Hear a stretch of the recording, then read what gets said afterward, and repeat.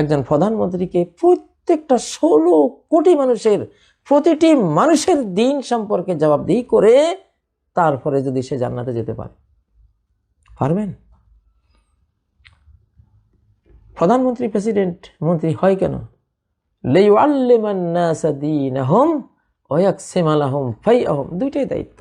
মানুষকে মানুষের দিন, বিশাল দিনই জীবন, ইসলামিক জীবন, একজন মুসলিম বাদশাহ হিসাবে, প্রেসিডেন্ট প্রধানমন্ত্রী হিসাবে তার পুরো দিন শেখাবার দায়িত্ব তার উপরে। ফলে কুল্লুকুম রাইন ও কুল্লুকুম মাসউলুন আন রাইয়াতি। প্রত্যেকে তোমরা রাখাল। কার রাখালি করেছো? কত কোটি মানুষের রাখালি করেছো? প্রত্যেকে জবাবদিহি করতে হবে। যে এত বড় জাতির রাখাল যে হয়েছেন, তো সেই রাখালি কি করেছেন? রাখাল কি করে? তাও যদি 500 ছাগল থাকে মালিকের কাছে, 500 এনে বুঝিয়ে দিতে হবে। 1000 গরু আছে, 1000, একটা নাই, কেন নাই, কই গেছে, কি হয়েছে, একটা মারা গেছে, কেন মারা গেল, মালিকের কাছে সব হিসাব দিতে হবে। তো আপনারা যারা জাতির কর্ণধার হয়ে আছেন, 18 কোটি মানুষের তন্ন তন্ন হিসাব দিতে হবে। কার ঘরে আজকে ভাত নাই, চাল নাই? কেন জানলেন না? জানবেন না কেন?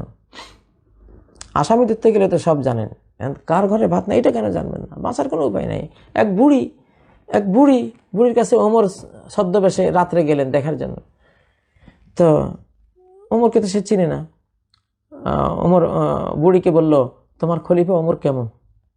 কেন ভালো না? কেন ভালো না? সে আমার খলিফা হয়েছে কবে? আজ পর্যন্ত আমার কাছে আসলো না, আমার কোনো খোঁজ খবর নিল না, আমি কি খাই কি না খাই আমার কোনো সে দায়িত্ব নিল না। সে কিসের আমার খলিফা? কিসের ভালো? সে মোটেও ভালো না। ওমর রাদিয়াল্লাহু আনহু তো জিজ্ঞাসা বললেন যে, তো তুমি যে এখানে আসো সে কেমনে জানবে? তাহলে ওরে বলছে কি আমার খলিফা হওয়ার জন্য, আমার প্রেসিডেন্ট হওয়ার জন্য? আমার খবর জানবে না? ওই ঘোড়ার ডিমের দায়িত্ব তারা নিতে বলছে কে? তখন ওমর তো বুঝেন সর্বনাশ, ঠিকই তো কথা। তখন ওমর জিজ্ঞাসা করতেছে, বুড়িমা তাহলে ওমর আপনাকে কত দেওয়া লাগতো এই কয় বছরে? সে বলল, কমপক্ষে 25 স্বর্ণ মুদ্রা। তখন তো টাকার ভ্যালু ছিল বিশাল। তো ওমরের কাছে স্বর্ণ মুদ্রা ছিল, 25 স্বর্ণ মুদ্রা ওনাকে দিলেন। দিয়া বলে, এখন আমি লিখতেছি যে আপনার হক যা ছিল আমি আপনাকে দিয়েছি, আপনি ওমরকে মাফ করে দিবেন, লিখিত। ওই সময় হযরত আলী আর ইবনে মাসউদ ওখানে আসে হাজির।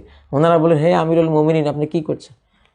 বুড়ি তো এতক্ষণ শুনেই না ইনি যে আমিরুল মুমিনিন। যখন ওনারা বলেছে হে আমিরুল মুমিনিন, এখন তো বুড়ি ভয় অস্থির। কেন না, ভয় পেও না, আমি তো বরং ভয়ের কাজ করেছি। এমপি হওয়ার জন্য, মন্ত্রী হওয়ার জন্য কি দৌড় প্রতিযোগিতা! হ্যাঁ, কি কি জিনিস যে টেনে নিয়েছেন কপালে, কি দুঃখ যে কপালে টেনে নিয়েছেন। আল্লাহু আকবার। আগের যুগে কেউ মন্ত্রী হতে চাইতো না, এমপি হতে চাইতো না, প্রেসিডেন্ট তো প্রশ্নই আসে না। প্রেসিডেন্টের প্রস্তাব আসলে পালিয়ে যেত আগের যুগে। ওমর ইবনে আব্দুল আজিজকে খুঁজেই পাওয়া যায় না, ওনাকে খলিফা বানাবে ভয়ে কই পালিয়েছে। এদেরকে জোর করে এনে, কারণ ওরা জানে যে এই প্রত্যেকটা মানুষের হিসাব দেয়া কত ভয়ঙ্কর জিনিস, কিভাবে আমি এই এত বড় বোঝা নিই। যাই হোক প্রিয় বন্ধুরা, ধোঁকা, শুধু ধোঁকার ধোঁকা। যেদিন কবরে যাবেন সেদিন বুঝতে পারবেন কত বড় প্রতারণার শিকার হয়ে আছেন। ওয়ামাল হায়াতুদ দুনিয়া ইল্লা মাতাউল গুরুর।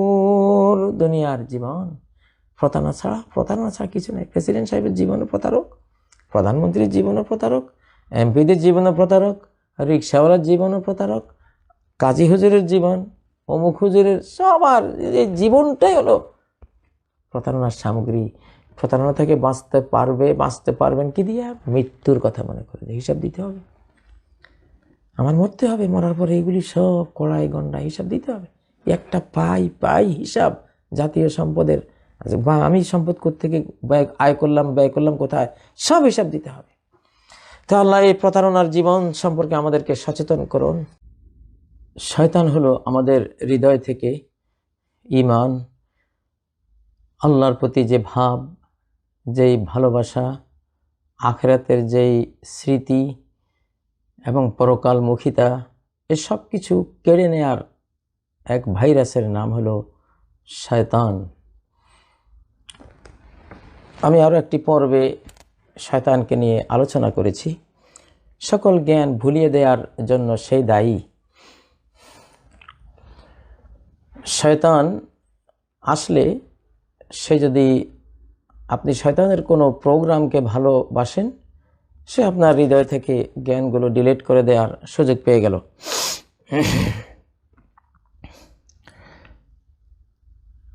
তো সেটার বিকল্প হলো আল্লাহ তাবারাকা ওয়া তাআলার নাম জপা, তার নাম স্মরণ করা। এই জন্যে আউযু বিল্লাহি মিনাশ শাইতানির রাজিম এর পরে বিসমিল্লাহির রহমানির রহিম, মানে শয়তানের উপস্থিতি জ্ঞানকে ডিলিট করে দেবে, কলুষিত করে দেবে, আর আল্লাহর নামের উপস্থিতি আপনার অন্তরে জ্ঞানকে টেনে আনবে, ভুলে যাওয়া জিনিসকে স্মরণ করিয়ে দেবে। আল্লাহর নাম থেকে আপনি জ্ঞান পাবেন, ভুলে যাওয়া জ্ঞানের স্মরণ পাবেন। আর শয়তানের উপস্থিতি থেকে জ্ঞান হারাবেন এবং কোনো বিষয়ে লব্ধ জ্ঞান অর্জনেও ব্যর্থ হবেন। এজন্য শয়তান থেকে দূরে থাকার উদ্দেশ্যেই আউযু বিল্লাহি মিনাশ শাইতানির রাজিম, আর আল্লাহর নাম, যে নাম থেকে আপনি জ্ঞান পাবেন এবং হারিয়ে যাওয়া জ্ঞান ফেরত পাবেন, সেটা দেওয়ার জন্য বিসমিল্লাহির রহমানির রহিম এই কালেমাটি নিয়ে আসা হয়েছে। প্রিয় বন্ধুরা, শয়তান প্রতারক এটা আমরা বুঝি। দেখা যাক আল্লাহ তাআলা কোথায় বলেছেন যে শয়তান প্রতারক আর পার্থিব জীবন প্রতারণার সামগ্রী। আল কোরআনে অনেক আয়াতে রয়েছে। আজকে আমি 21 পারা 31 নম্বর সূরা লোকমানের 33 নম্বর আয়াতটি আপনাদের সামনে নিয়ে আসছি, যেখানে আল্লাহ তাআলা এই বিষয়টি নিয়ে এসেছেন। আউযু বিল্লাহি মিনাশ শাইতানির রাজিম, বিসমিল্লাহির রহমানির রহিম, ইয়া আইয়ুহান নাসু ইত্তাকু রাব্বাকুম। ওহে মানব সমাজ, পৃথিবীর সকল মানুষকে আল্লাহ তাআলা বলছেন, হিন্দু, বৌদ্ধ, খ্রিস্টান, ইহুদি, মুসলিম, মানে যত মানুষ আছে পৃথিবীতে সবাই। আল্লাহ যখন নাস বলে সম্বোধন করেন, তখন এমন একটি বিষয়ই অবতারণা করেন যেটা সমগ্র মানব জাতির হক, অধিকার, এবং সেটা তাদের সবারই মানা উচিত, সে বিষয়ে ভাবা উচিত, আমল করা উচিত। তো আল্লাহ কি বলেছেন? ওহে মানব সমাজ, ইত্তাকু রাব্বাকুম, ইত্তাকু রাব্বাকুম, তোমাদের রব আর তোমাদের মাঝে একটা আত্মরক্ষার উপকরণ গ্রহণ করো। তাকওয়া মানে আত্মরক্ষার উপকরণ গ্রহণ করা, ওয়াকায়া গ্রহণ করা। ওয়াকায়া মানে কি? আল্লাহর শাস্তি থেকে বাঁচার জন্য যা করতে হবে এবং আল্লাহর সন্তুষ্টি পাওয়ার জন্য যা করতে হবে, অর্থাৎ যত রকমের সৎ কাজ সব করা, যত রকমের অসৎ কাজ সব ছেড়ে দেয়া। সালাত, সিয়াম, জাকাত, হজ, জিকির, আজকার, সমাজ সেবা, মাতা পিতার সেবা, যা যা আছে মখলুকের সেবা, এগুলো একটা ওয়াকায়া। এগুলো তোমরা তোমাদের মাঝে আর রবের মাঝে এই জিনিসটা গ্রহণ করো। আর মদপান, জিনা ব্যভিচার, সুদ, ঘুষ, খুন খারাপি, জুলুম অত্যাচার, শিরিক, কুফর, যাবতীয় আছে জাহান্নামে নেয়ার জন্য আল্লাহ শাস্তি ফরজ করে দেয় যেগুলো, এগুলো থেকে নিজেকে দূরে সরিয়ে রাখো। তাহলে আল্লাহর শাস্তি থেকে বাঁচা এবং তার সন্তুষ্টি অর্জন করা, এই দুই উদ্দেশ্যে তোমরা একটা ওয়াকায়া গ্রহণ করো, এমন একটা জিনিস গ্রহণ করো যেটা খারাপ থেকে বাঁচাবে আর ভালোটা তোমাকে দেবে। সেটাকে আরবিতে বলে তাকওয়া। তাকওয়া মানে শুধু ভয় করা না। শুধু ভয় করা বললে এখানে এই হকটা আদায় হয় না। তাকওয়া মানে ভয় করো, আশা করো, অর্থাৎ শাস্তিটা ছেড়ে দাও, শান্তিটা নিয়ে নাও। এটা দ্বিবিধ, দুই ধরনের, দুটো তার, নেগেটিভ পজিটিভ। নেগেটিভ হলো খারাপটা ছাড়ো, পজিটিভটা হলো ভালোটা গ্রহণ করো, দুটো মিলেই তাকওয়া। কিন্তু আমরা সাধারণত বাংলা ভাষায় অনুবাদ করার সময় বলি ইত্তাকু রাব্বাকুম, রবকে ভয় করো। তো এখানে শুধু শুধু ভয় করলে তো মানুষ নিরাশ হয়ে কুফরের দিকে চলে যায়, কাফের হয়ে যায়। আবার শুধু আশা করলে একেবারে নির্ভীক হয়ে আবার ইসলামের সীমানা থেকে বেরিয়ে যায়। এটা দুইটার সমান। ইত্তাকু রাব্বাকুম ওয়াখশাউ ইয়াওমান লা ইয়াজজি ওয়ালিদুন আন ওয়ালাদিহি ওয়াখশাউ ইয়াওমান, আর ওই দিনকে ভয় করো, লা ইয়াজজি ওয়ালিদুন আন ওয়ালাদিহি, সেদিন কোনো কাজে আসবে না, কিছুই করতে পারবে না পিতা তার সন্তানদের বিষয়ে। পিতা কোনো কিছুই করতে পারবে না তার সন্তানের জন্য। শুধু পিতা, শুধু সন্তান, ঈমান ছাড়া, ঈমান নাই, কাট অফ।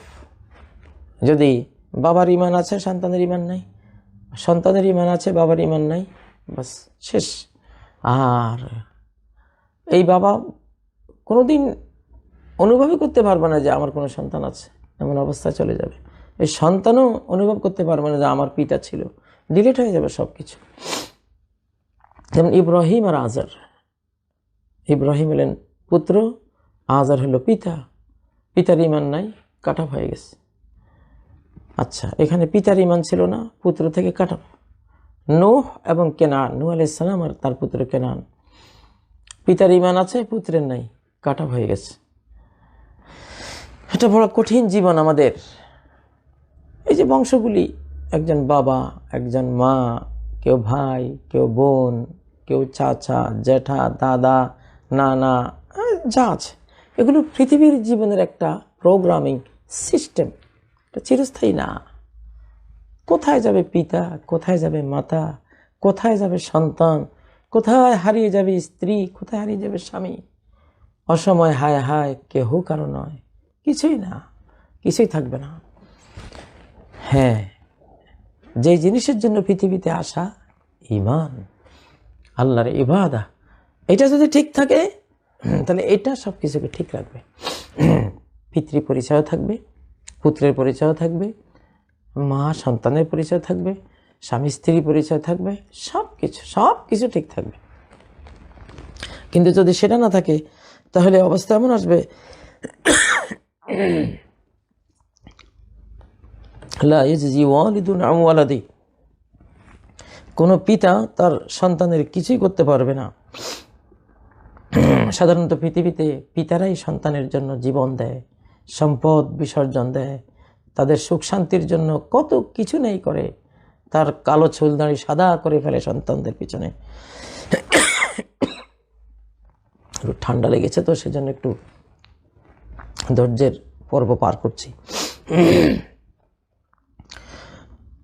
ওয়ালা মাউলুদুন হুয়া জাযিন আন ওয়ালিদিহি শাইআ, ওয়ালা মাউলুদ, আর না কোনো সন্তান কিছু করতে পারবে তার পিতামাতার জন্য, শাইআন, সামান্য সামান্য কিছু করতে পারবে না। যদি ঈমান না থাকে, শেষ। এই আদরের, এত স্নেহের, এত মায়ার বাঁধন কিছুই থাকবে না, বরং তার জায়গায় আসবে অভিশাপ, গজব, একে অপরকে ঘৃণা করা। এগুলো ইন্না ওয়াদাল্লাহি হাক্ক, নিশ্চয়ই আল্লাহর ওয়াদা হক, চিরন্তন সত্য। হক মানে মুতাহাক্কিক, যেটা হবেই। এই কোরআন খুব ইয়াকিন, দৃঢ় বিশ্বাস নিয়ে শুনতে হয়, গ্রহণ করতে হয়। আল্লাহর প্রতিটি কথায় হাক্কুন মানে হলো একেবারে চিরস্থায়ী সত্য, ব্যর্থ হওয়ার কোনো সুযোগ নেই। ফালা তাগুররান্নাকুমুল হায়াতুদ দুনিয়া, এই আসল কথা, যেটা আমি আজকে বিষয়বস্তু ঠিক করেছি, সেই বিষয়বস্তু এখানে। ফালা তাগুররান্নাকুম, অতএব তোমাদেরকে যাতে প্রতারণা না করে, ধোকায় না ফেলে, আল হায়াতুদ দুনিয়া, দুনিয়ার জীবন, পার্থিব জীবন যাতে তোমাদেরকে ধোকায় না ফেলে। তাহলে পার্থিব জীবন কোরআনের ভাষায় ধোকাবাজ, প্রতারক, সিটার। ওয়ালা ইয়াগুররান্নাকুম বিল্লাহিল গরুর, আর কিছুতেই যাতে তোমাদেরকে প্রতারণা না করে আল্লাহ সম্পর্কে, আল গারুর চরম প্রতারণাকারী অর্থাৎ শয়তান। গারুর হলো শয়তান। এখন গারুর বা প্রতারণা কিভাবে হয় কোরআন থেকে বুঝুন। প্রতারণার দৃষ্টান্তটা কিভাবে হয়, মানে এটা অর্থটা কি, প্রতারণার একটা বিবরণ কোরআন থেকে নিন। فوسوس لهما الشيطان ليبدي لهما ما وري عنهما। আদম আর হাওয়া জান্নাতে। এখন আল্লাহ বলেন এই গাছটি নিষিদ্ধ, এই গাছের কাছে যদি যাও জালিম হয়ে যাবা, অর্থাৎ জান্নাত থেকে বহিষ্কার হয়ে যাবে। এখন শয়তান এসে বারবার কুমন্ত্রণা দিচ্ছে, এটা কেন খাও না, এটা কেন খাও না, এই গাছটা খাও না। ليبدي لهما ما وري عنهما من سوآتهما। সে এই গাছ খাওয়া, কিছু গাছ মানুষ খায়, এখানে কিন্তু আল কোরআনে কোথাও নাই যে গাছের ফল খেও না, কোথাও নেই। মানুষ খামাখাই গম, আপেল, হাবিজাবি এগুলো আনে, কোরআনে সরাসরি গাছ খাওয়ার বিষয়টি আছে। কিছু গাছ আছে এ মানুষ শরীরের শক্তি সামর্থ্য বাড়াবার জন্য এগুলো খায়, বিভিন্ন গাছ, শিকড়, মূল, এগুলো সরাসরি গাছ, এখানে সেটাই। আল্লাহ কোনো ফল নিষেধ করে, ফলের কোনো উল্লেখই নাই কোরআনে। গাছ খাওয়া, এই গাছ খেয়েও না, এই গাছের কাছে যেও না। তারা গাছ খেয়েছে, গাছটা খেয়েছে, সরাসরি গাছ। তো এটা সেই গাছটি খাওয়ার জন্য অসুস্থা দিচ্ছে, প্রকাশ করে দেওয়ার জন্য তাদের সামনে,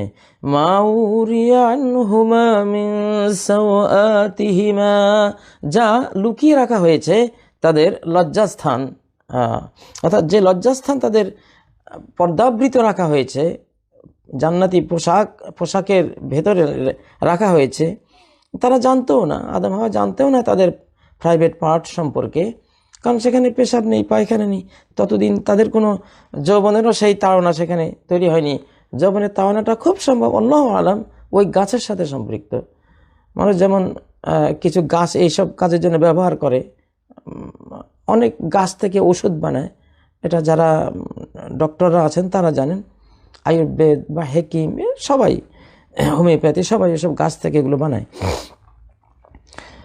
তো এখন আদম আর হাওয়া তো বেখবর ছিলেন তাদের প্রাইভেট পার্ট সম্পর্কে।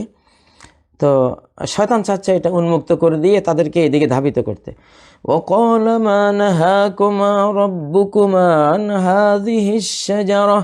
আর সে বলল, তোমাদের রব তোমাদেরকে এই গাছ থেকে, মা নাহাকুমা নিষেধ করেননি, রব্বুকুমা তোমাদের দুজনের রব, আন হাযিহি শাজারা এই বৃক্ষ থেকে, ইল্লা আন তাকুনা মালাকাইন নিষেধ করেছে শুধু এই জন্য যে আন তাকুনা মালাকাইনে, যে তোমরা হয়ে যাবা দুইজন ফেরেশতা, এই গাছটা খেলে ফেরেশতা হয়ে যাবা। এটা এমন এক মানে মহাকল্যাণকর গাছ, এই গাছ যে খেয়েছে ফেরেশতা হয়ে গেছে। আল্লাহ চান না তোমরা ফেরেশতা হয়ে যাও। আও তাকুনা মিনাল খালিদিন,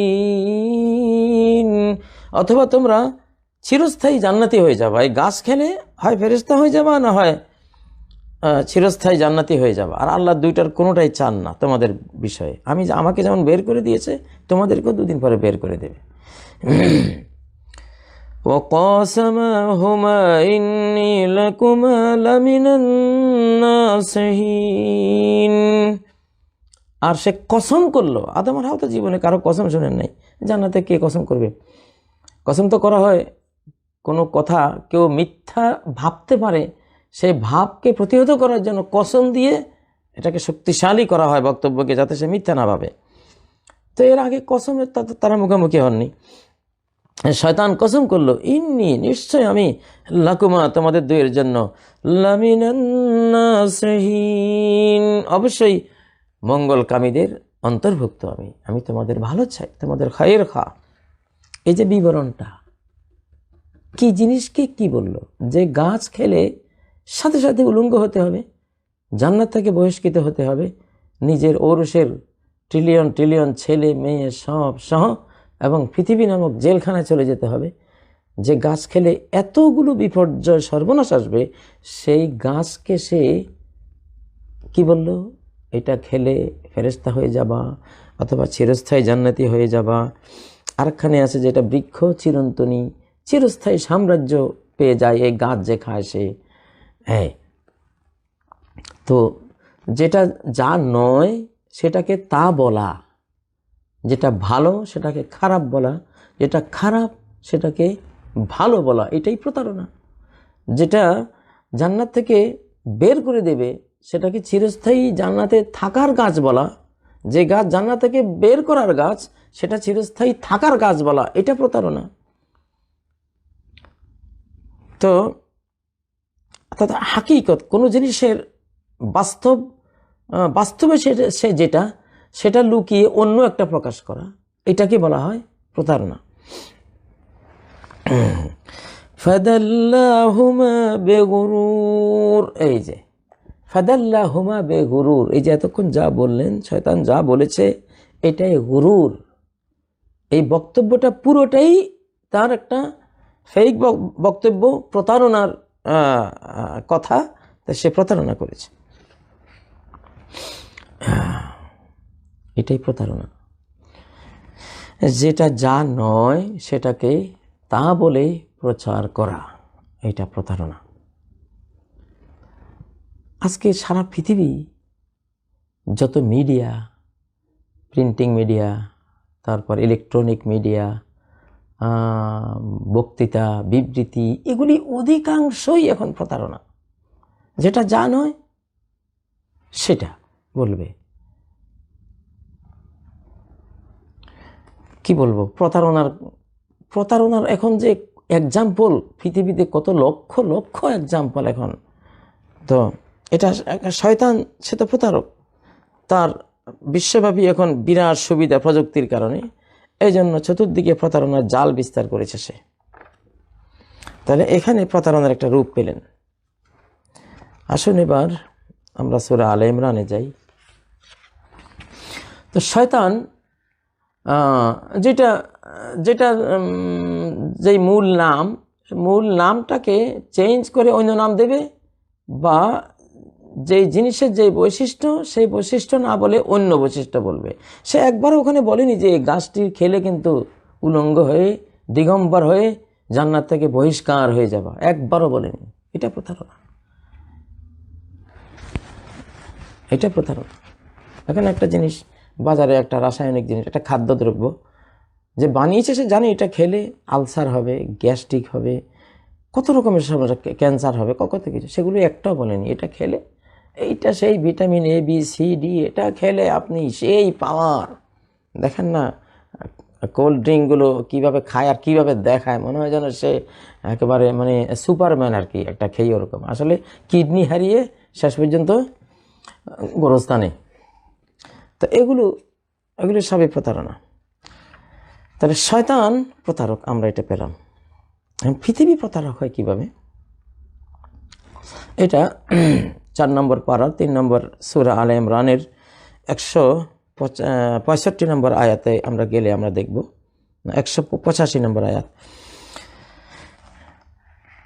আউযু বিল্লাহি মিনাশ শাইতানির রাজীম। কুল্লু নাফসিন যায়িকাতুল মাউত। এই পৃথিবীতে যত প্রাণী আছে, মানুষ, মানব, দানব, যা আছে, কুল মাখলুক, সৃষ্টিরা যারা আছে, অমুক বিধান হলো যায়িকাতুল মাউত, এরা মৃত্যুর স্বাদ আস্বাদনকারী। মৃত্যু চলমান প্রক্রিয়া। আমি এখনো মৃত্যুর মধ্যে আছি, আপনিও কিন্তু মৃত্যুর মধ্যে আছেন, মারা যাচ্ছেন। মানুষ কিসের নাম? পৃথিবীতে কতগুলো সেকেন্ডের নাম। একটা সেকেন্ড চলে যাচ্ছে, এই মানুষটার একটা অঙ্গহানি হয়ে যাচ্ছে, একটা অংশ মরে যাচ্ছে। একটা সেকেন্ড চলে যাচ্ছে, তার একটা অংশ মরে গেছে। টিক টিক টিক টিক করে আপনি কিন্তু মরেই চলেছেন। এটা সময়গত মৃত্যু, যেমন চলমান। একটা বরফের খণ্ড মাথায় নিয়ে দাঁড়িয়ে আছেন, খেলা দেখছেন, বরফ গলতে গলতে গলতে গলতে একসময় গোটা বরফের খণ্ডটা গলে শেষ। আপনি তো খেলা নিয়ে ব্যস্ত, হ্যাঁ, খেলা যখন শেষ, হাই রে, মাথার দিকে খেয়াল দিয়েছেন, হাই হাই বরফের খণ্ড কই গেল, ওটা বসে থাকবে? ওটা তো ফোটায় ফোটায় তার জীবন শেষ হয়ে গেল। আমাদের পার্থিব জীবনটা এমনই। তো আল্লাহ যে কি মহাসত্য তুলে ধরেন আল কোরআনে, কুল্লু নাফসিন যায়িকাতুল মাউত, প্রত্যেকটা নাফস যায়িকাতুল মাউত। এটা আরবি গ্রামার অনুসারে এটাকে বলে জুমলা ইসমিয়া। আরবি যারা জানেন তারা এই গ্রামারের এই পার্টটি বুঝবেন। এটা একটা চিরস্থায়িত্বের অর্থ দেয়। প্রত্যেক নাফস সে মৃত্যু আস্বাদনকারী। যদি আল্লাহ বলতেন প্রত্যেক নাফস মৃত্যু আস্বাদন করবে, এটা ক্রিয়া দিয়ে বলতেন, এটা ক্রিয়া দিয়ে বলেননি। এটা তো বলেছেন একবারে বিশেষণ হিসাবে প্রয়োগ করে, মৃত্যুর স্বাদ আস্বাদনকারী, মানে এটা চিরস্থায়ী। আমাদের দেহে ট্রিলিয়ন ট্রিলিয়ন সেলের মধ্যে কোটি কোটি সেল প্রতিদিন মারা যাচ্ছে। আমাদের চামড়া তো প্রতি 3 ঘন্টায় কত কোটি সেল মরে ঝরে যাচ্ছে, পড়ে যাচ্ছে। আপনি দিন যদি 3 বারও গোসল করেন আর 3 বার চামড়া ডরা দেন, দেখবেন কালো কালো বের হচ্ছে। এগুলো কি? মরা চামড়া, মরে যাচ্ছে। আপনি মৃত্যুর মধ্যে আছেন, আপনার মৃত্যু চলমান। হ্যাঁ, তো সেটাই আল্লাহ বলেছেন। এখন এটা ধরে রাখেন, মৃত্যুর কথা আল্লাহ সামনে, কিন্তু ধোকার কথাটা আসতেছে। তো পৃথিবীতে এসছেন, জীবন নিয়ে এসছেন, তো মৃত্যুর সাথে নিয়ে এসছেন। আমরা সবাই মৃত্যুকে সাথে নিয়ে এসছি। وَإِنَّمَا تُوَفَّوْنَ أُجُورَكُمْ يَوْمَ الْقِيَامَةِ, আর তোমাদেরকে পরিপূর্ণ করে দেয়া হবে তোমাদের পুরস্কার ইয়াউমুল কিয়ামা, কিয়ামত দিবসে, দাঁড়ানোর দিবসে। কিয়ামা মানে দাঁড়ানো। আমাদের বাংলা ভাষায় কেয়ামত হয়ে গেছে, আজকে তো একটা কেয়ামত হয়ে গেছে রে, মানে মহা দুর্ঘটনা ঘটে গেছে। কেয়ামত মানে আমরা দুর্ঘটনা বুঝি, মহা বিপর্যয় বুঝি। আসলে কেয়ামত মানে তো দুর্ঘটনাও না, মহা বিপর্যয়ও না। কেয়ামত মানে কেয়াম, কয় না সে মিলাদে কেয়াম করেছে, কেয়াম মানে দাঁড়িয়েছে। কৌদ, কেয়াম, কেয়াম কৌদ, সালাতের মধ্যে কেয়াম ফরজ, কৌদ বা বসা ওইটাও ফরজ। তো কিয়ামা মানে আল্লাহর সামনে দাঁড়ানো। তো আল্লাহর সামনে দাঁড়ানো তো কত ভয়ঙ্কর। শাহানশাহর সামনে সারা জীবনের পাপ পুণ্যের হিসেব নিয়ে যাব। হ্যাঁ, মহাবিচারক, বিচারপতির কাছে, প্রধান বিচারপতি, সুপার পাওয়ার বিচারপতির কাছে যাব। আমরা সবাই আসামি তো এটাই সবচেয়ে বড় ভয়ের জিনিস। এই জন্য কেয়ামত করলে আমরা ভীতিকর কিছু বুঝি। আসলে কেয়ামতটা মানে দণ্ডায়মান। ইয়াউমা ইয়াকুমুন নাসু লিরাব্বিল আলামিন, সূরা মুতাফফিফিনের মধ্যে আল্লাহ বলেছেন, যেদিন রব্বুল আলামিনের সামনে মানুষ ইয়াকুমু, কিয়াম করবে, দাঁড়াবে, সেখান থেকে কিয়ামত।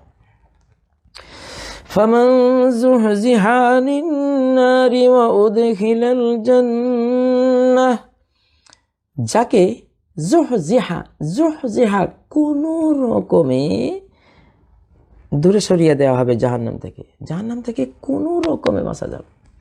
এই গেলাম বুঝি শেষ হয়ে, মানে পাপ তো কোনো শেষ নেই, আমাদের ভুলের তো কোনো ইয়ত্তা নেই। যেই বাঁচবে যেন পড়তে পড়তে বেঁচে গেল, অল্পের জন্য গেছিলাম, জেহা, এরকম যে কোনো মতে কষ্টে সৃষ্টে যাকে জাহান্নাম থেকে বাঁচিয়ে দেওয়া হবে।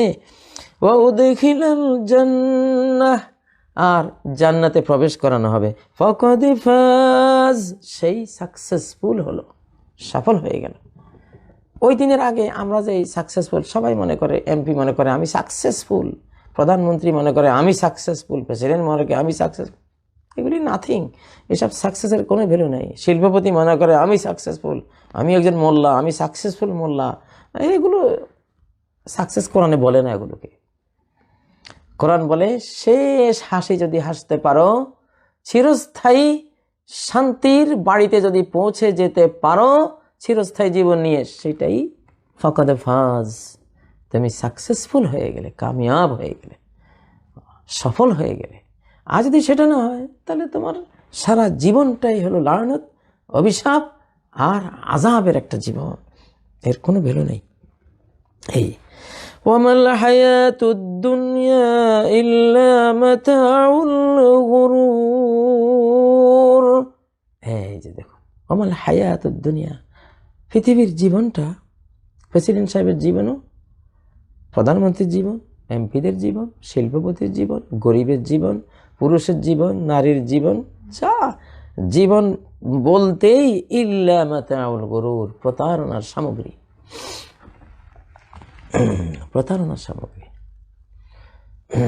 একটা লোক একটা বক্স নিয়ে যাচ্ছে, তলা নাই, হ্যাঁ, বটনলেস, তলাটা নাই, এটা দিয়ে কী হবে? মাছ ধরতে গেছেন ডুলা নিয়া, খলই নিয়া, তলা নেই, তাই না? একটা একটা একটা জগ নিয়ে টিউবওয়েলে গেছেন পানি আনবেন, জগের তলা নাই। একটা গ্লাস বা মগ নিয়েছেন পানি খাবেন, মগের তলা নেই। এটা কি? দেখতে তো মগ, আসলে কি মগ? এটা রাস্তা প্রথমে, এটা তলাই নেই, এটাতে কী হবে? তো পৃথিবীর জীবনের তলা আছে? আপনাকে ধরে রাখবার কোনো সিস্টেম আছে? মগের মধ্যে যেমন পানিটা দিলে পানিটা ধরে রাখবে, ধরে রাখার কোনো সিস্টেম আছে? তলাই তো নেই, যা দেবেন গেল। তা পৃথিবীর জীবন হলো ওইরকম। একজন ছবির মধ্যে মাতাউল গুরুর বুঝাতে গিয়ে একটা বক্স নিয়ে আসছে, বক্সের তলা নাই। খুব সুন্দর এক্সাম্পল এটা। তো এই পৃথিবীটা হলো তলাবিহীন জড়ি, মাতাউল গুরুর, ধোকার সামগ্রী। দেখতে মনে হয় যেন কি সুন্দর বক্স, গভীরভাবে দেখা গেল বা একটা তুললে দেখা গেল যে তলাই এনেছি। তো আখিরাতের তো স্থিতি আছে, জান্নাতে গেছেন, বাস, এটা এখান থেকে কোনো দিন আপনার বিদায় নাই, এখানে রেখে দিয়েছে, এটা যেন তার তলা ঠিক আছে, সব কিছু ঠিক আছে, থাকার একটা স্থিতি আছে, চিরস্থায়িত্ব আছে ওখানে, ওটা আখিরাত।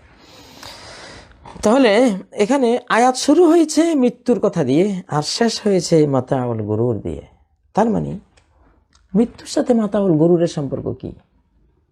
এই যে সূরা আলে ইমরানের 185 নম্বর আয়াত, আয়াতটি মৃত্যু দিয়ে শুরু করে মাতাউল গুরুর বলে শেষ হলো, যে তোমাকে মৃত্যুর স্বাদ আস্বাদন করতেই হবে। তবে এই মৃত্যুর কথা যৌবনকালে, জীবৎকালে মানুষের মনে থাকে না।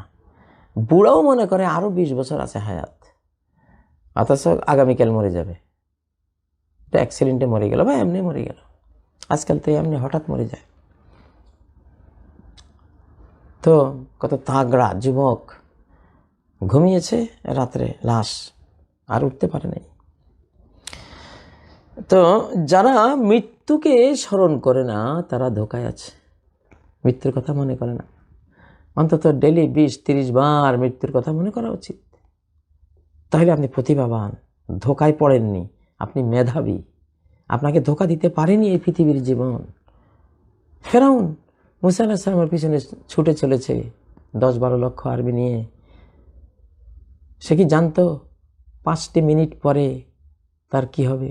তার যে জৌলুস, তার যে ক্ষমতা, তার যে সৈন্যদল, তার নিজের শারীরিক, তার জাঁকজমকপূর্ণ, তার শাহী যে অবস্থা, এই অবস্থাগুলি তো তাকে কি প্রতারণা করে রেখেছে, বুঝতেই দেয়নি, বুঝতেই দিচ্ছে না যে 5টি মিনিট পরে, 2 মিনিট পরে তোমার কি হবে। এটাকে বলে প্রতারণা। তো ওয়ামাল হায়াতুদ দুনিয়া ইল্লা মাতাউল গুরুর। এজন্য নবীজিকে প্রশ্ন করা হয়েছিল, আইয়ুল মুমিনিনা আকিয়াস, কোন মুমিন সবচেয়ে প্রতিভাবান, মেধাবী, ইন্টেলিজেন্ট, সবচেয়ে ইন্টেলেকচুয়াল পারসন কে? নবীজি বললেন, আকসারুহুম লিল মাউতি যিকরা। মৃত্যুর কথাটা এই পৃথিবীর যে এন্ড অফ লাইফ,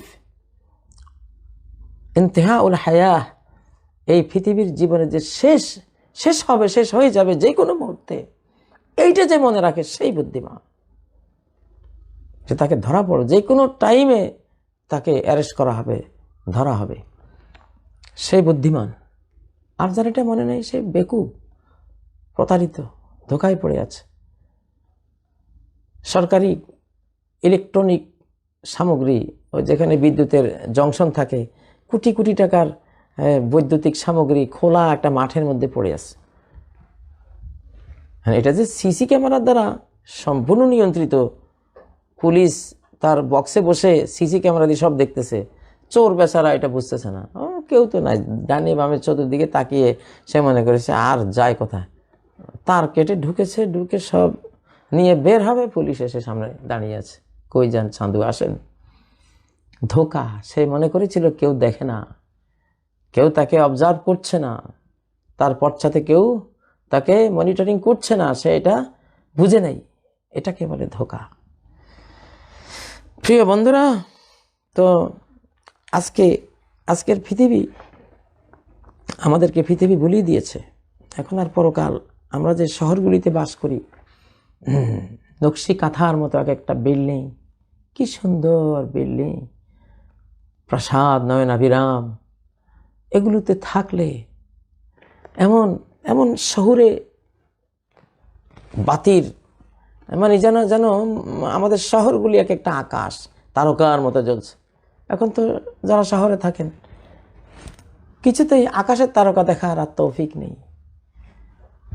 চাঁদের কি সৌন্দর্য, পূর্ণিমার কি সৌন্দর্য, কি রূপ, হাজারে আকাশের বিলিয়ন বিলিয়ন ট্রিলিয়ন তারকারাজির কি রূপ, কি সৌন্দর্য। আমরা আগে ছোটবেলায় উঠানে আমরা একটু শুয়ে আকাশের দিকে তাকালেই কি প্রেক্ষাগৃহ এই আকাশ, আল্লাহ আকবার। আমরা তো শিশু অ্যাস্ট্রোনমার ছিলাম, শিশু মহাকাশ বিজ্ঞানী ছিলাম, দেখতাম এগুলো। অন্ধকার ছিল, অন্ধকার থেকে আলোটা দেখা যায়, আর আলোর ভিতর থেকে আরেকটা আলোর জিনিস দেখা যায় না। আজকে আমাদের এই প্রজন্ম বঞ্চিত, কপাল পোড়া। আকাশ যে কত সুন্দর, তারকারাজির যে কিরূপ, সারা কোরআনে যে তারকার প্রশংসা আল্লাহ করেছেন, দেখার কোনো সুযোগ নেই। তো এই এই এই জাঁকজমকপূর্ণ এই সুন্দর পৃথিবীতে এখন এমন এক পর্যায়ে গেছে, এগুলোতে থেকে একটু পরে যে আমাকে কবরে নিয়ে কাদা পানি, যদি কবর দেওয়ার দিনে বৃষ্টি হয় তো পানির মধ্যে ছেড়ে দিবে, আহা, সেই জিনিসটা বুঝার কোনো কায়দা আছে, কোনো সুযোগ আছে? কোনো সুযোগ নেই। নবী সাল্লাল্লাহু আলাইহি সাল্লাম একটা মাটির গৃহে থাকতেন, কবরের সাথে ম্যাচিং করা বাড়ি, মাটির ঘর, একটু কাঠ, একটা শক্ত চামড়া বিছিয়ে ওটার উপরে শুতেন, বা মাদুর বিছিয়ে শুতেন, গায়ের মধ্যে মাদুরের গায়ে আরেকটা মাদুর অঙ্কিত হয়ে যেত, মাদুর উপরে শুলে যান, মাদুরের কাঠামোটা গায়ের মধ্যে অঙ্কিত হয়ে যায়। হযরত ওমর সাহাবীরা দেখে কাঁদতেন। নবীজি বলতেন মালি ওয়ালিদ দুনিয়া, আরে এখানে তো আমি পথিক, আমি কি করব দুনিয়া দিয়ে, দুনিয়ার ভোগ বিলাস দিয়ে আমি করবোটা কি, আমার কি কাজ?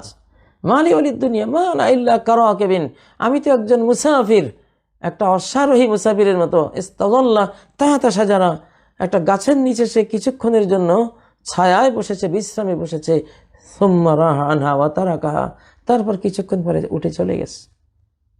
তো এই হলো পার্থিব জীবন।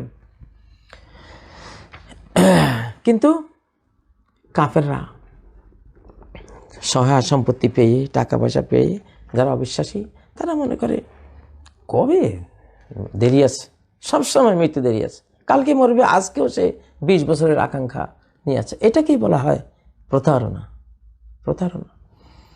তো আল্লাহ তাআলা সূরা ইউনূসের 24 নম্বর আয়াতে মনে হয় যেন এই যুগের কথাটা বলেছেন, কিভাবে আমাদেরকে প্রতারিত করছে এই যুগটা। হাত্তা ইযা আখাযাতিল আরদু যুখরুফাহা, এমনকি যখন একটা সময় আসবে পৃথিবীতে, পৃথিবী গ্রহণ করেছে যুখরুফাহা, তার চাকচক্য, ফ্যাব্রিকেটেড পৃথিবী, সব কিছু কৃত্রিম জৌলুসে এখন ঝলমলিয়ে আছে। হ্যাঁ, ওয়াজাইয়ানাত, গোটা পৃথিবী একটা দুলানের মতো সাজগোজ করে আছে, হ্যাঁ, সেজে গুজে আছে। وظن أهلها أنهم قادرون عليها, আর দুনিয়ার মানুষরা ভাবছে দুনিয়া তো এখন আমাদের হাতের মুঠে, দুনিয়ার উপর আমরা পূর্ণ শক্তিমান, এখন দুনিয়ার যায় কোথায়? এই অবস্থা যখন হবে, আতাহা আমরুনা লাইলান আও নাহারা, তখন এই পৃথিবীর উপরে চলে আসবে আমার ধ্বংসের নির্দেশনা ধ্বংসের নির্দেশ চলে আসবে লাইলান আও নাহারা, রাতে অথবা দিনে। কারণ পৃথিবীতে অর্ধেকে রাত থাকলে আরেক অর্ধেকে দিন, ওই অর্ধেকে রাত থাকলে এই অর্ধেকে দিন। এই জন্য লাইলান আও নাহারা, কিয়ামত যেদিন হবে সেদিন লাইলান আও নাহারা এটা বলতে হবে। কোরআন যে আল্লাহর বাণী। 1400 বছর আগে কি মানুষ জানতো পৃথিবীর অর্ধেকে রাত থাকে অর্ধেকে দিন থাকে? জানার কোনো সুযোগ ছিল না। আজকে সে আমরা পৃথিবী হাতের মুঠে বলে আমরা দেখতেছি যে আমেরিকায় যখন গভীর রাত, আমাদের তখন ভর দুপুর। এক অর্ধেকে রাত আরেক অর্ধেকে দিন। তো কিয়ামত যেদিন হবে সেদিন লাইলান আও নাহারানের পরিবেশ থাকবে, একদিকে রাত থাকবে একদিকে দিন থাকবে, সর্বদাই তো এটাই। সেইভাবে দুইটা কথাই আসছে। যদি আল্লাহ শুধু লাইলান বলতেন, আমার ধ্বংসের নির্দেশ আসবে রাতে, তাহলে এখনকার বিজ্ঞানের ছাত্ররা বলতো তো এই কোরআন ভুল, কোরআন এটা কোনো আল্লাহর বাণী না। কারণ ধ্বংসের নির্দেশ যেদিন আসবে সেদিন তো অর্ধ পৃথিবীতে না রাত থাকবে, বাকি অর্ধেকে তো দিন থাকবে। তো দিন কই গেল? এখনকার বিজ্ঞানীর প্রজন্মের কাছে কোরআন মিথ্যা হয়ে যেত। সুবহানাল্লাহ। দেখুন, লাইলান আও নাহারা দুইটাই আল্লাহ দিয়েছেন এখানে, একদিকে রাত একদিকে দিন থাকবে। কারো কিয়ামত হয়ে যাবে তখন দিন চলছে, কারো কিয়ামত হয়ে যাবে তখন রাত চলছে। ফাজআলনাহা হাসিদান কাআন লাম তাউনা বিল আমস। এখানে যে নির্দেশটা ধ্বংসের, এটা ভূমিকম্প হতে পারে, বিশাল সাইক্লোন হতে পারে, কোনো অ্যাটমিক পারমাণবিক হামলা হতে পারে, আকাশের কোনো অ্যাস্টেরয়েডের হামলা হতে পারে। এটা কিয়ামত হওয়া কোনো জরুরি না, মানে ধ্বংসের কোনো নির্দেশ, ব্যাপক নির্দেশনা আমার আসবে। যেটা এখন পরিবেশ, যেটা কোরআনে আছে আয়াতে যেটা বলা হয়েছে, এই পরিবেশটাই সারা পৃথিবীতে। সেই চাকচক্য, সেই জৌলুস, সেই জাঁকজমকপূর্ণ পৃথিবী এখন আমরা দেখতে পাচ্ছি। তো এমনভাবে ধ্বংস হবে কাল্লাম তাউনা বিল আমস, যেন গতকাল এই সুন্দর বসুন্ধরা বলতে কিছুই ছিল না, সুন্দর পৃথিবী বলতে স্বপ্ন হয়ে যাবে। একটা পারমাণবিক যুদ্ধ লাগলে এই শহর নগর বন্দর কি হয়ে যাবে বলুন? এমন হবে যেন গতকালকে ছিলই না কিছুই। আজকে গাজার অবস্থা দেখেন না কি করছে। তো এরকম তো অপেক্ষায় থাকেন, দেখতে থাকেন কি হয়। প্রিয় বন্ধুরা, তো আল্লাহর কোরআনে এই জন্যই পার্থিব জীবন যেহেতু আপনাকে ধারণা দিচ্ছে আপনি একজন সফল। যারা কাফের সে মনে করে আমি বিশ্ব নেতা, আমি প্রেসিডেন্ট, সাকসেসফুল। মরার সাথে সাথে, মরার বিছানায় থাকতেই যখন কালো ফেরেশতারা দৃষ্টি যত দূর যাবে শুধু কৃষ্ণকায় আল্লাহর পুলিশ বাহিনীর লোহার রড মুগুর নিয়ে যেভাবে হুমকি দিতে শুরু করবে, তখন তার উপরের দিকে তাকাবার কোনো সুযোগ নেই, ডানে আর বামে তাকাবে শুধু। অথচ সে মনে করতো কি আমি সাকসেসফুল, আর হলোটা কি? চরম আসামি, নিকৃষ্টতম আসামি, অপরাধী, চিরস্থায়ী, যাবজ্জীবন জাহান্নামের কারাদণ্ডের আসামি হয়ে সে যাচ্ছে। অথচ সে ভাবতো আমার মতো সাকসেসফুল কেউ নেই। তো এর চেয়ে বড় ধোকার জীবন আর কি হতে পারে বলেন? তো এই যে ধোকা, তো এই ধোকা দেয় কে? এগুলি বুঝায় কে? ইবলিস। পৃথিবীর জীবন খুব সুন্দর, এটা এখানে এইভাবে বিল্ডিংটা করলে, এততলা করলে সেই সুন্দর হবে, সোফাটা আরেকটু সুন্দর করো, এইটাই সুন্দর করো, এটা এই লাগাও সেই লাগাও। মানে একটা বিল্ডিংয়ের ভিতরে সে আসছে এখানে ক্ষেত মাজরাতুল আখেরাতের ক্ষেত হলো দুনিয়া। শ্রমিক খেতে আসছে কাজ করতে, খেতে আসে এখন সে কী করলো? একেবারে সোফা, পালং, খাট, একেবারে আলমারি, মানে কি কই শোকেস। কোনো শ্রমিক যদি বদলা কামলা যদি খেতে গিয়া শোকেস নিয়ে যায়, আলমারি নিয়ে যায়, পালং বাসায়, তো মালিক হবে কে? বাইরে এখান থেকে তুই বেকুব কথা, তোরে আমি নিয়ে এসছি এখানে কামলা, তুই খেতে কামলা করবি, তুই খাট পালং কি করিস এখানে? বের করে দিবে না। এই জন্যই নবী রাসূলদের জীবনটা এমন ছিল। আমাদের সাইয়্যিদুল মুরসালিন একজনের জীবনে তো যথেষ্ট, আর কি লাগে? আর কি লাগে? মুহাম্মদ সাল্লাল্লাহু আলাইহি সাল্লামের যে ঘর, সেই ঘরের মধ্যে কিছুই নেই নজর পড়ার মতো। এক দুইটা থাল বাটি আর একটা মাটির উপরে বিছানো কয়টা গাছ, ওইটার উপরে একটা চামড়া, ওখানে সাইয়্যিদুল মুরসালিন মুহাম্মদ সাল্লাল্লাহু আলাইহি সাল্লাম থাকতেন। আর কি লাগে? প্রিয় বন্ধুরা, তো ওনারা ধোকা খান নাই, ওনাদেরকে ধোঁকা দিতে পারে না এই পার্থিব জীবন। আজকের অধিকাংশ মানুষ ধোঁকার মধ্যে আছে, চরম ধোঁকার মধ্যে আছে। এখনকার প্রজন্ম তো জানেই না, অধিকাংশরা জানেই না যে আমাদের পৃথিবীতে আসার মূল কারণটা কি। আমা খালাকাতুল জিন্না ওয়াল ইনসা ইল্লা লিয়াবুদুন, জিন আর মানুষকে একমাত্র আমার ইবাদত করার জন্যই আমি পৃথিবীতে প্রেরণ করেছি। যে 5 ওয়াক্ত সালাত ঠিক মতো পড়লো, খাশিউন হয়ে, সাহুন হয়ে পড়লো না। আল্লাযিনা হুম আন সালাতিহিম সাহুন, সাহুন মানে তো জানেনি কি পড়ে, বুঝে না। আল্লাহর সামনে দাঁড়িয়েছি, এই চেতনা তার নাই, সময় মতো পড়ে না। হ্যাঁ, তো এগুলি হলো সাহুন। এর বিপরীতে খাশিউন, বিনয়ী হয়ে, অর্থ বুঝে বিনয়ী হয়ে সালাত পড়ে, বুঝে বুঝে সালাত পড়ে, আল্লাহকে যেন দেখতে পাচ্ছি এমনভাবে সালাতটা পড়ে, এবং সেকেন্ডে সেকেন্ডে আল্লাহকে মনে রাখে, জিকির করে। তো এরা হলো জ্ঞানী, মৃত্যুর কথা স্মরণ করে। যে যত বেশি মৃত্যুর কথা স্মরণ করে সে তত বেশি জ্ঞানী। যে মৃত্যুকে যত কম স্মরণ করে সে তত বড় বেকুব, আহাম্মক, নাদান, জ্ঞানহীন, বোকা। তাহলে প্রতিভাবান আর বোকার পরিচয় মহান সৃষ্টিকর্তা আল্লাহ রাব্বুল আলামিনের কাছে মৃত্যু স্মরণ দিয়ে নিরূপণ করা হয়। নবীজি তাই বলেছেন, সবচেয়ে বড় উচ্চশিক্ষিত ব্যক্তি, বুদ্ধিজীবী, মহাজ্ঞানী ব্যক্তি সে যে মৃত্যুকে অনেক স্মরণ করে। নবীজি যেমন অনেক স্মরণ করতেন, সারাদিনে মৃত্যুকে কল্পনা করতেন। ভালো একটা রেজাল্ট নিয়ে দুনিয়া থেকে যেতে হলে মৃত্যুর কল্পনা নিয়েই থাকতে। মৃত্যু মানে কি? আখেরাতের কল্পনা। এপারে থেকে আপনাকে ওপারে যেতে হবে, ওপারের কল্পনা নিয়েই আপনার সারাদিন স্বপ্নে, শয়নে, জাগরণে এই মৃত্যুর অর্থাৎ পরকালের চিন্তা চেতনা নিয়ে থাকা। যে থাকে সে আর প্রতারণার শিকার হলো না, প্রতারিত হলো না দুনিয়া এসে। এটাই সূরা আলে ইমরানের 185 নম্বর আয়াত থেকে আমরা বুঝলাম। মৃত্যুর স্মরণ দিয়ে শুরু হলো আয়াত, আর পার্থিব জীবন একটি ধোঁকার সামগ্রী, এ কথা দিয়ে শেষ হলো। তাহলে ধোঁকা খায় কে? যার মৃত্যুর কথা মনে নেই। আর যার মৃত্যুর কথা মনে আছে সে ওই ধোঁকা থেকে বেঁচে গেল। প্রিয় বন্ধুরা, আজকে পৃথিবী আমরা পার্থিব জীবনকে খুব বড় করে দেখছি, কিছুই না, মশার ডানা সমানো নয় এটি। আজকে পার্থিব জীবনের সুখের জন্যই আমরা বিদেশে যাচ্ছি। বাংলাদেশ থেকে আগে বিদেশ যেত জ্ঞানের জন্য। আমাদের বাংলাদেশ থেকে হাজার হাজার ছাত্ররা দেওবন্দ যেত, অমুক জায়গায় তমুক জায়গায় যেত আলেম হওয়ার জন্য। এক এক গ্রাম থেকে দেখা গেল শত শত যুবক চলে গেছে বড় আলেম হয়ে ফিরে আসবে। আর এখন যায়, জাপান যায়, আমেরিকা যায়, ইটালি যায়, ওখানে যায় কয়টা পয়সা কামানোর জন্য।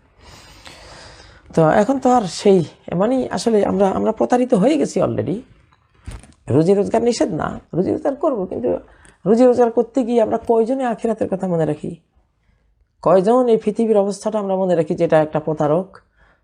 এই যৌবন, এই জৌলুস, এই টাকা পয়সা, এই ব্যাংক ব্যালেন্স, এই আমার পরিবারে কত শান্তি, আমার ধনবল, আমার জনবল, এই আমার এমপি হলাম, আমি মন্ত্রী হলাম, আমি কত কিছু। ও কিছুদিন পরে উনি মারা গেলেন, 80 বছর বয়সে, একবারে বিছানায় লেগে আছে। এখন আজকে ওনার জানাজা। কি ফল এই পৃথিবীর বলুন? কোথায় চেঙ্গিস খান, কোথায় হালাকু খান, হ্যাঁ, কোথায় ভারতের এই সম্রাট আকবর, কোথায় আওরঙ্গজেব, কোথায় আমাদের বাংলাদেশের নৃপতিরা, কোথায় সেই সুদূর অতীতের ঈসা খাঁ, কোথায় মানসিংহ, কোথায় গেছে? সব চলে গেছে। বেশি ধোঁকা খায় রাজা বাদশারাই, যারা প্রেসিডেন্ট হন, প্রধানমন্ত্রী হন, উচ্চ ক্ষমতায় থাকেন, সবচেয়ে বেশি প্রতারিত তারা হন। তারা এমন এমন কাজ করেন ক্ষমতার দাপটে, তাদের মনে থাকার কোনো সুযোগই তো নাই।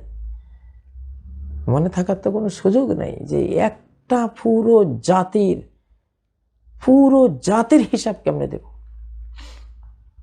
পুরো জাতির 16 কোটি মুসলিম বাংলাদেশে থাকলে কে আজকে জোহর পড়েছে আমাকে জবাবদিহি করতে হবে, কে পড়ে নাই জবাবদিহি করতে হবে। আসরের নামাজ কজনে পড়েছে, কজন পড়ে নাই, মাগরিব কজনে পড়েছে, কজন পড়ে নাই, আমার ফরজ পুলিশ বাহিনী দিয়া, বর্তমান যে ইলেকট্রনিক মিডিয়া সব কিছু দিয়া মোবাইল ট্র্যাকিং দিয়া সব মুসল্লির পিছনে আমার রিপোর্ট থাকতে হবে। এই গ্রামে কয়জন মুসল্লি, কয়জন মসজিদে যায়, কয়জন সালাত পড়ে, কয়জন কোরআন পড়তে জানে, কয়জন কোরআন পড়তে জানে না, কয়জনের মাসলা মাসাইল জানা আছে, কয়জনের মাসলা মাসাইল জানা নাই, কয়জন ধনী আছে জাকাত দেয়, কয়জন দেয় না, কয়জন রোজা রাখে, কয়জনের উপরে হজ ফরজ হয়েছে হজ করে নাই, কয়জনের উপরে উমরা করতে পারে এখনও উমরা করে নাই। একজন প্রধানমন্ত্রীকে প্রত্যেকটা 16 কোটি মানুষের প্রতিটি মানুষের দিন সম্পর্কে জবাবদিহি করে তারপরে যদি সে জান্নাতে যেতে পারে, পারবেন? প্রধানমন্ত্রী প্রেসিডেন্ট মন্ত্রী হয় কেন? লিউআল্লিমান নাসা দীনাহুম ওয়া ইয়াকসিমা লাহুম ফাইআহুম, দুইটাই দায়িত্ব। মানুষকে মানুষের দিন, বিশাল দিনই জীবন, ইসলামিক জীবন, একজন মুসলিম বাদশাহ হিসাবে, প্রেসিডেন্ট প্রধানমন্ত্রী হিসাবে তার পুরো দিন শেখাবার দায়িত্ব তার উপরে। ফলে কুল্লুকুম রাইন ও কুল্লুকুম মাসউলুন আন রাইয়াতি, প্রত্যেকে তোমরা রাখাল। কার রাখালি করেছো? কত কোটি মানুষের রাখালি করেছো? প্রত্যেকে জবাবদিহি করতে হবে। যে এত বড় জাতির রাখাল যে হয়েছেন, তো সেই রাখালি কি করেছেন? রাখাল কি করে? তাও যদি 500 ছাগল থাকে মালিকের কাছে, 500 এনে বুঝিয়ে দিতে হবে। 1000 গরু আছে, 1000, একটা নাই, কেন নাই, কই গেছে, কি হয়েছে, একটা মারা গেছে, কেন মারা গেল, মালিকের কাছে সব হিসাব দিতে হবে। তো আপনারা যারা জাতির কর্ণধার হয়ে আছেন, 18 কোটি মানুষের তন্ন তন্ন হিসাব দিতে হবে। কার ঘরে আজকে ভাত নাই, চাল নাই, কেন জানলেন না? জানবেন না কেন? আসামি ধরতে গেলে তো সব জানেন, কার ঘরে ভাত নাই এটা কেন জানবেন না? বাঁচার কোনো উপায় নাই। এক বুড়ির কাছে ওমর ছদ্মবেশে রাত্রে গেলেন দেখার জন্য। তো ওমরকে তো সে চিনে না।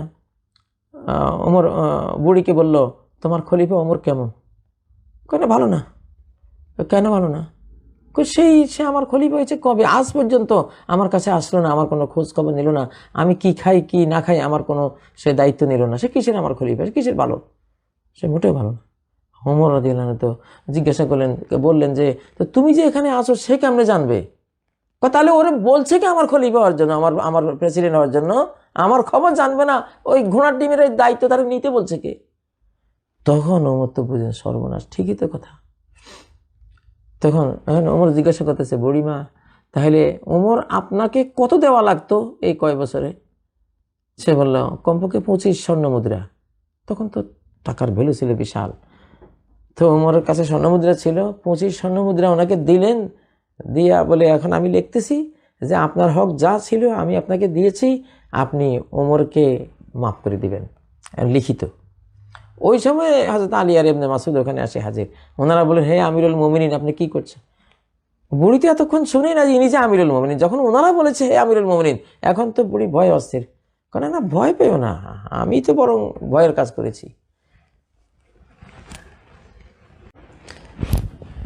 এমপি হওয়ার জন্য, মন্ত্রী হওয়ার জন্য কি দৌড় প্রতিযোগিতা! হ্যাঁ, কি কি জিনিস যে টেনে নিয়েছেন কপালে, কি দুঃখ যে কপালে টেনে নিয়েছেন। আল্লাহু আকবার। আগের যুগে কেউ মন্ত্রী হতে চাইতো না, এমপি হতে চাইতো না, প্রেসিডেন্ট তো প্রশ্নে আসে না। প্রেসিডেন্টের প্রস্তাব আসলে পালিয়ে যেত আগের যুগে। ওমর ইবনে আব্দুল আজিজকে খুঁজে পাওয়া যায় না, ওনাকে খলিফা বানাবে ভয়ে কই পালিয়েছে। এদেরকে জোর করে এনে, কারণ ওরা জানে যে এই প্রত্যেকটা মানুষের হিসাব দেয়া কত ভয়ঙ্কর জিনিস, কিভাবে আমি এই এত বড় বোঝা নিই। যাই হোক প্রিয় বন্ধুরা, ধোকা, শুধু ধোকার ধোকা। যেদিন কবরে যাবেন সেদিন বুঝতে পারবেন কত বড় প্রতারণার শিকার হয়ে আছেন। ওয়ামাল হায়াতুদ দুনিয়া ইল্লা মাতাউল গুরুর।